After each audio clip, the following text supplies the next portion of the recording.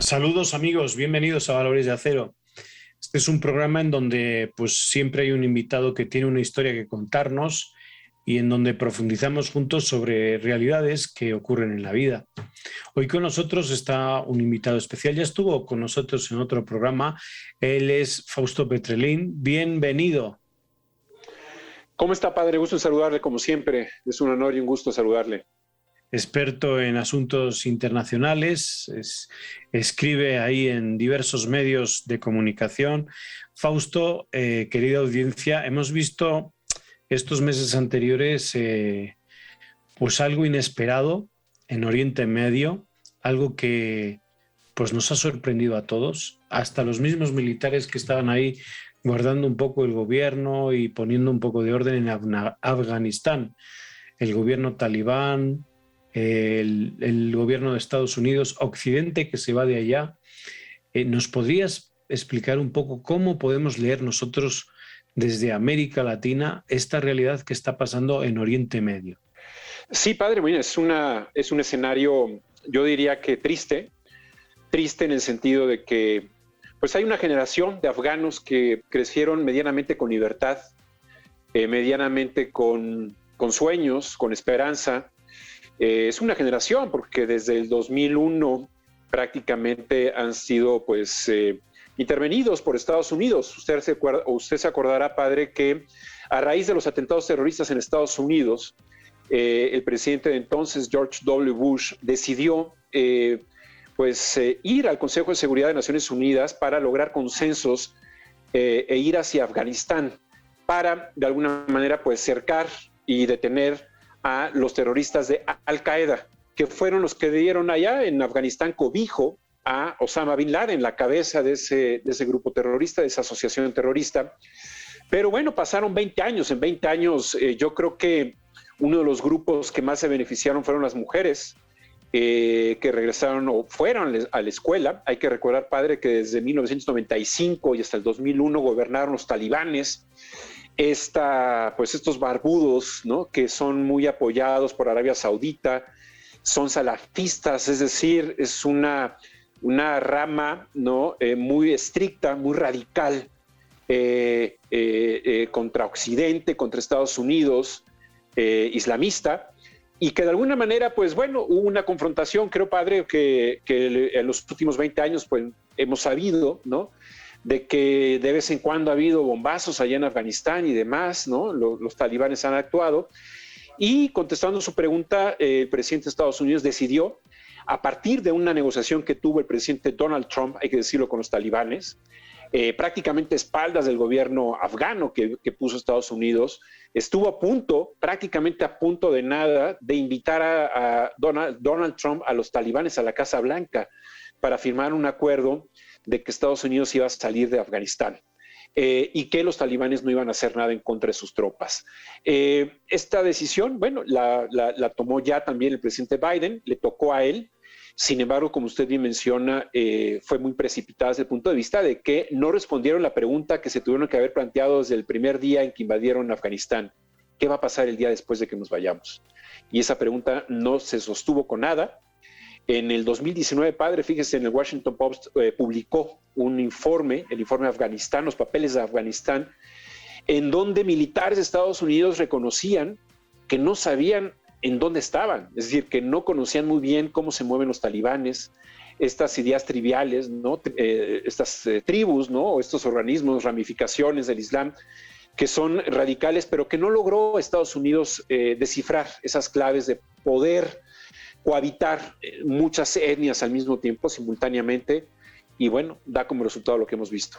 Fausto, yo sí que quisiera que nos explicases quiénes son los talibanes y qué características tienen para que entendamos más profundamente este problema que hay en Afganistán y en Oriente Medio y Occidente. ¿De dónde surge todo este movimiento? Mire, el significado inclusive de la palabra talibán es estudiante, son jóvenes que a finales del siglo pasado son radicalizados, ¿no?, gran parte de ellos en Arabia Saudita o financiados por Arabia Saudita. en un conflicto sempiterno, ¿no?, entre chiitas y sunitas, no solamente en Afganistán, sino en Irak, unidos con los kurdos, inclusive en Irak. Hay que decir que los kurdos en Irak han pedido la independencia porque ya están cansados de los pleitos que tienen entre chiitas y sunitas. Entonces, Arabia Saudita defiende mucho la parte sunita, la parte radical, salafista, como dije hace unos momentos, que es la interpretación más radical del Islam, ¿no?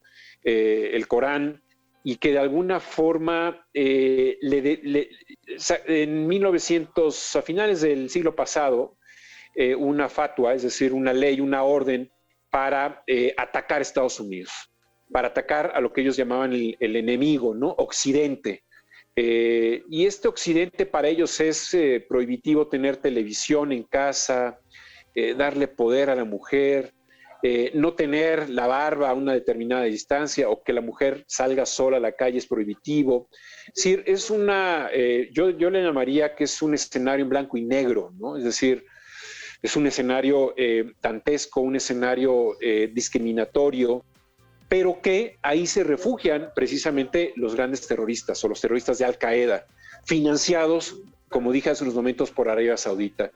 Eso llegaron al poder en Afganistán en 1995 aproximadamente, y fueron 6 años de una época muy difícil, muy complicada, muy dura. Después del 11 de septiembre, una semana después, fue cuando dijo George W. Bush que ellos iban a aplicar justicia, y si no la encontraban, la justicia la iba a dar el propio gobierno de Estados Unidos. Es decir, no solamente organismos internacionales, la ONU y demás, sino que Estados Unidos y particularmente el gobierno iba a encontrar justicia, y por eso atacó Afganistán. ¿Cómo está el mundo de la mujer con todo el mundo talibán? Yo creo que es algo que conviene también que sepan muchos de ellos, los que nos están viendo. Nuestra audiencia sabe muy bien que pues está la burka, vienen los talibanes, está la burka, está ese escenario en donde la mujer pasa a segundo y tercer plano. ¿Esto se está dando en Oriente Medio o simplemente es un movimiento que nació allá en Afganistán, ahí se queda, no va a pasar a más países? Este movimiento, incluso en contra de la mujer, fundamentalista, puede tropicalizarse en los países de alrededor. Particularmente con el tema de los talibanes, es muy, muy identificado en la región de Afganistán. Sin embargo, padre, hay que ver que también en esa región, en Oriente Medio, en Arabia Saudita, en Qatar, en los Emiratos Árabes Unidos, el papel también de la mujer ha sido relegado. Es decir, no de manera tan radical como en Afganistán, pero también hay que decir que se encuentran años atrás, ¿no? Es decir, de darle un papel equitativo, digamos que normal, ¿no? Como toda sociedad civilizada. Entonces, en ese sentido, sí está focalizado, no hay de alguna manera esos problemas de que se pueda radicalizar en otras partes. Sin embargo, también hay que ser conscientes, padre, que en otras partes, insisto, en esa región, pues el papel de la mujer no es tan protagónico. Sí, ok. Sabemos también que ahí en Afganistán pues se originó todo lo que es este movimiento de Al-Qaeda en 1988, y pues a la vez toda una red que luego se transformó en ISIS. ¿Podemos hablar de un peligro terrorista mundial ante toda esta nueva situación en Afganistán? Es indudable que puede haber un regreso, ¿no?, de Al-Qaeda. Lo han dicho en las últimas horas, inclusive el propio gobierno de Estados Unidos, en cuestión de 1 año, 2 años, de que se puedan llegar a preparar, ¿no? No se puede descartar esa posibilidad. El Estado Islámico ha estado de alguna manera presente en los últimos años, mucho en Siria, en Turquía también, en contra del gobierno turco, y qué decir en las terrazas de París o en los ataques en Madrid, en Londres, ¿no? Es decir, el Estado Islámico tomó la estafeta que dejó Al-Qaeda, que fue reducido después del 11 de septiembre del 2001, y no extrañaría, padre, y ojalá me equivocara, que de alguna forma volviera a crecer esa propensión de los terroristas y que se puedan llegar a organizar. Cuando hay enormes asimetrías en el mundo, cuando hay grandes desigualdades en el mundo, cuando el poder está repartido entre pocos, siempre hay un incentivo para que crezcan este tipo de grupos criminales y terroristas. Estamos viendo que el fundamentalismo se da en Medio Oriente, pero ¿cómo ves Occidente? También hay como una parte, una división, ha vuelto un fundamentalismo, una vuelta a lo que a mediados del siglo XX se vivía en Europa, que luego pues estalló en una Segunda Guerra Mundial. ¿Cómo ves? Bueno, estamos viviendo épocas en donde hay algunas sociedades que han avanzado mucho más que otras en estos temas, pero no deja de ser preocupante que hay retrasos o involución, ¿no? en otras regiones.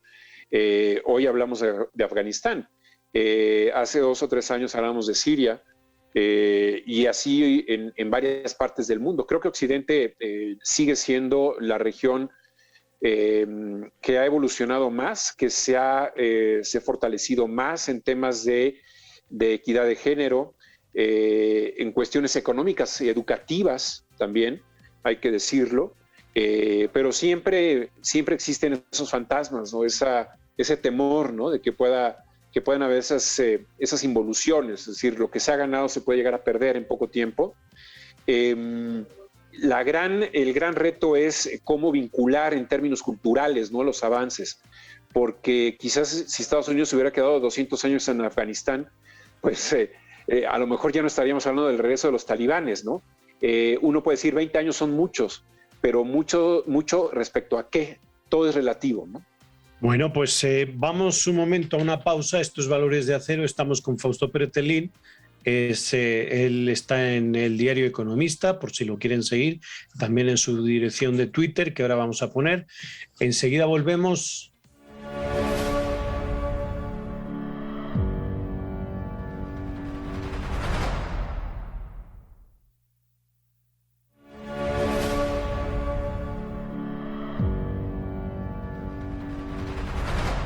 Pues aquí volvemos, esto es Valores de Acero. Estamos hablando de una situación que hemos vivido todos tras las pantallas, pero nos lo está contando y nos lo está explicando el porqué Fausto Pretelín.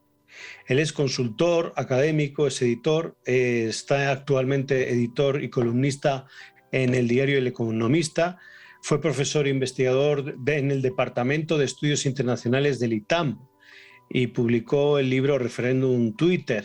En fin, bueno, es editor, colaborador, como hemos dicho, del Economista. Ahí lo van a ver todos los días. Fausto, vemos que esta situación de Afganistán, que es la que estamos reflexionando juntos, pues hemos visto el eco que ha tenido en los medios de comunicación. Pero, a ver, en la ONU, la Organización de Naciones Unidas, el eco internacional a nivel de gobiernos, ¿tú crees que ha sido el justo y el merecido para Afganistán? Es definitivo que no.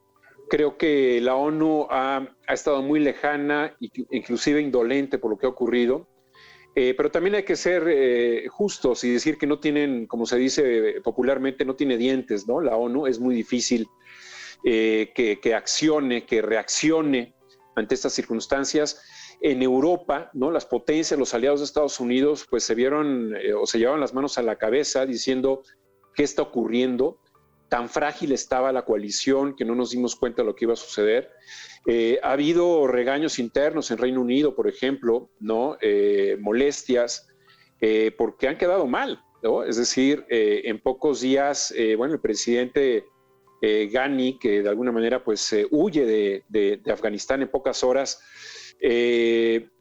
huyó, ¿no? Es decir, dejó el país, y eso habla de la enorme debilidad o de lo susceptible, lo volátil de la situación. Entonces creo que los organismos internacionales sí han quedado a deber mucho, y creo que apenas se van a organizar, ¿no? Están tratando de dialogar con los talibanes, ¿no?, para que dejen salir a los afganos que quieren abandonar el país, ¿no?, para escapar de este escenario, ¿no?, que es muy incómodo, muy violento y muy retrógrada, hay que decirlo, padre. Estamos hablando de un movimiento también geopolítico diferente, en donde antes podíamos ver a Estados Unidos y Rusia por una parte, enfrentados y defendiendo intereses propios, pero es que ahora es Estados Unidos que se va y viene Rusia y también está China. O sea, se le añade otra vez otro país, otras políticas totalmente internacionales. Y estamos viendo cómo la ONU, como muy bien dices, pues no está haciendo nada. Vemos también que hay intereses de Rusia y China en países latinoamericanos en donde no se vive democracia. Esto puede llegar a una situación, el Papa, me acuerdo que en un viaje apostólico decía, estamos ante una situación de una tercera guerra mundial. Podemos hablar de que se puede llegar, si no se modera bien todo esto, si no se llega a arbitrar bien, a posibles guerrillas que abren una guerra mundial, una brecha nuevamente. Bueno, la pregunta es interesante. La situación de Naciones Unidas es precaria, es muy debilitada. Creo que debe de haber una transferencia de soberanía, de poder, ¿no?, de muchas naciones o de todo el mundo hacia Naciones Unidas. Tenemos el tema de la Unión Europea, que creo yo que es mucho más eficiente que la propia Naciones Unidas. Es un concepto distinto, es un mecanismo distinto, no lo compararía, pero sí lo podría comparar desde el punto de vista de que cómo puede reaccionar ante estas situaciones complejas, ¿no? Sí quedó también mal la Unión Europea, pero creo que es un mecanismo que puede conciliar las diferencias que existen entre potencias, y hablo precisamente de China y Estados Unidos. O sea, la Unión Europea puede ser el tercer vértice de este triángulo, puede atemperar un poco, ¿no?, el malestar entre las dos potencias. Creo que podría jugar un rol como mediador, pensando en un escenario como el que usted plantea, es decir, un escenario complejo entre las dos potencias. Rusia en menor medida, ¿por qué? Porque económicamente no está bien. Es un poder político, pero no es un poder económico. China, por lo contrario, sí son poderes, sí reúne los poderes político y el poder económico, evidentemente. Ha crecido mucho en América Latina, eso llama mucho la atención. Cuando me preguntaban qué ha pasado en los últimos 20 años, los cambios del 11 de septiembre del 2001 al 2021, creo que Latinoamérica es un cambio importante, en donde China está presente en potencias como Brasil, como Argentina, y Estados Unidos no. Y en ese sentido creo que hay que tomar ese retrato, ¿no?, geopolítico, para ver qué pudiera ocurrir en los próximos años, ¿no? Creo que Estados Unidos y China tienen que medir fuerzas, tienen que ser también precavidos, ¿no?, de no cometer graves errores que pueden tensar más la relación y provocar o desembocar en un conflicto bélico. Yo creo que evidentemente, y qué bueno que a corto plazo no vaya a suceder así, ¿no? También hay una fuente de riqueza en este país, ¿no? En Afganistán, el gasoducto famoso que cruza Turkmenistán, Afganistán, Pakistán, India. También hay una red eléctrica en esa zona en donde pues hay un alto presupuesto, donde pasa también por Afganistán y por Pakistán, ¿no?, una línea férrea que va de Turkmenistán a Tayikistán, y cuenta todo esto porque estos son intereses económicos, y ante los intereses económicos, pues los que pagan el pato son los más pobres. Y hay una realidad también en en Afganistán, que es la realidad de la migración. Han sido miles de familias las que han tenido que salir de allá por cómo está, hemos visto las imágenes, cómo está la situación en Afganistán. Y ante esta situación migratoria, ¿tú crees que se ha respondido adecuadamente? Una situación humanitaria reglada internacionalmente, ¿crees que se ha respondido de acuerdo a las reglas internacionales creadas en la ONU ya hace tiempo? No, es evidente que no. Primero se trabajó contra reloj. Digamos que Estados Unidos abandonó, ¿no?, el país el último día del mes pasado, del mes de agosto, y de alguna manera la primera reacción era pues sacar a la mayor cantidad de gente en el menor número de aviones que se tenían disponibles, o en el menor número de vuelos que se tenían disponibles. La segunda etapa comienza ya con la gestión de Naciones Unidas para que los talibanes permitan la salida y no castiguen, ¿no?, a los afganos. Ahí sí hay un conflicto muy fuerte, porque el gobierno afgano, o los que están al frente de Afganistán ahora, no quieren que los ingenieros o arquitectos o la gente profesional salga del país. Y son precisamente los que quieren salir. Lamentablemente, pues bueno, los menos preparados son los que de alguna forma siempre pagan más estos conflictos. Pero creo que sí falta mucha organización y por eso también la Unión Europea está ayudando para tratar de acelerar las negociaciones con los talibanes para que puedan salir. Aquí, padre, hay que decir que afganos han salido desde los últimos 5 o 7 años hacia Europa. Digamos que después de los sirios, los eritreos eran de alguna forma pues la etnia que más estaba saliendo hacia Europa. Ahora obviamente se cataliza más esta salida con el conflicto en la región. Y vamos a ver, porque creo que la clave y la llave la tienen los talibanes, es decir, si son obcecados y no van a permitir que salgan, ¿no? Hablando de migraciones, yo creo que dejamos ya el problema afgano y juntos vamos a ir a un problema que tenemos en Tapachula, Bachajón, junto pues en Guatemala, no solamente en el río Bravo, no solamente en el norte de México, sino también en el sur. Un problema grave.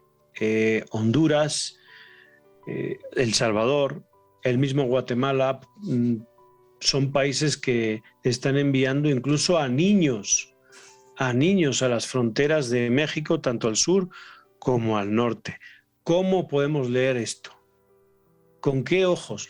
Sé que con ojos de fe, con ojos de ayuda, es una situación humanitaria urgente, pero hombre, a mí me duele ver cómo hay los de en la frontera de Estados Unidos están machacando a hermanos nuestros mexicanos, ¿no? Y de otros lugares centroamericanos, pero también me duele cómo la Guardia Nacional también está cargando contra familias hondureñas, salvadoreñas, de Guatemala. ¿Qué está pasando? Bueno, aquí hay que recordar, padre, que en el gobierno de Donald Trump negoció o impuso al gobierno de México el programa Quédate en México, que era pues en otra cosa más que aquellos personajes, aquellos migrantes centroamericanos que quieren pedir asilo a Estados Unidos, que esperen en la frontera de México, mientras sucede este proceso legal de decidir si se quedan o no se quedan en Estados Unidos. Pero yo creo que lo que más ha detonado, catapultado esta crisis migratoria es el tema del COVID-19, es decir, la crisis económica en la región ha crecido más y también la inseguridad, ¿no? Es decir, la inseguridad, la violencia en El Salvador particularmente, o en Honduras, ¿no? La inseguridad económica en Guatemala, incluso en México, obviamente, pues provoca que los migrantes vean a Estados Unidos como un paraíso terrenal, en donde económicamente ha crecido Estados Unidos en los últimos meses. Se ha aprobado un plan de reestructuración y de infraestructura económica y de transporte es muy importante y eso genera, pues bueno, una musculatura económica importante.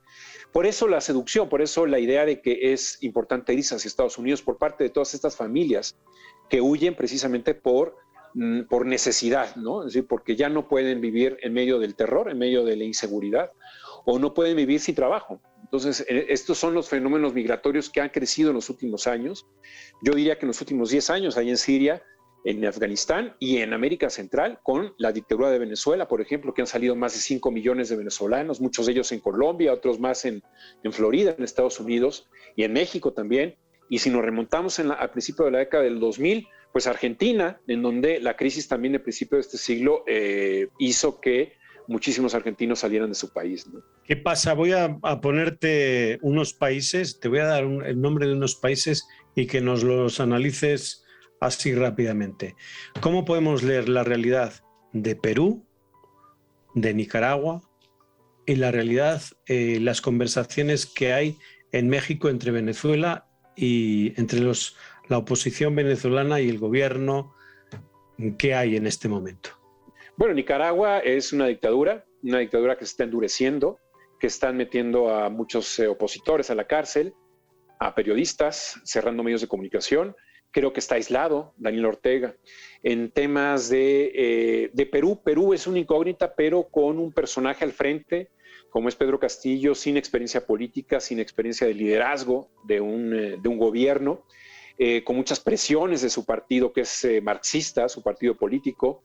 Es lamentable, pero puede retroceder mucho. Económicamente es una duda Perú.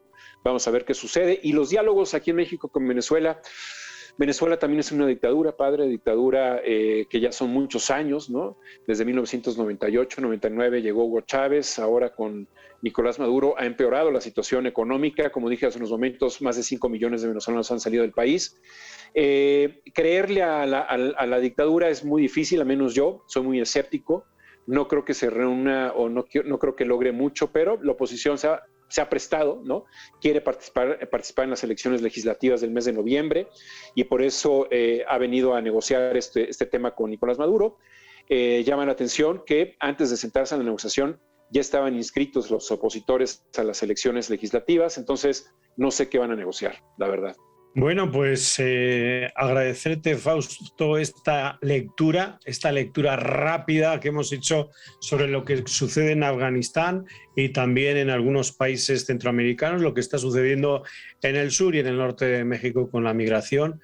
Y pues recordarles que aquí, ahora que está Fausto, editor del Economista y columnista en este periódico, como hace unos días, hace un par de semanas, el Papa Francisco le hablaban de esto, de la situación de Afganistán, y decía, bueno, pues la Iglesia tiene que ser mediadora, y él confía en Monseñor Parolín, que es el secretario de Estado, vamos a decir, el ministro de Asuntos Exteriores de la Santa Sede, y con Edgar Peña, un venezolano, pues están ellos y toda esta gente que trabaja en la Secretaría de Estado, pues haciendo todas las labores para facilitar un diálogo y facilitar la paz en Medio Oriente. Esa es la misión de la Iglesia y ahí está también esa lectura de la realidad desde lo internacional que nos ha hecho Fausto Pretelín, y pues estas noticias que tenemos que yo les comparto ante estas realidades de lo que también hace la Iglesia. Fausto, mil gracias. Al contrario, es un gusto, como siempre, dialogar con usted. Un saludo. Hasta la próxima, que seguiremos leyendo cómo va el panorama internacional. Con mucho gusto. Así será. Pues muchísimas gracias a ustedes que nos siguen aquí en Valores de Acero. Ya saben, nos vemos en el siguiente programa. Hasta la próxima.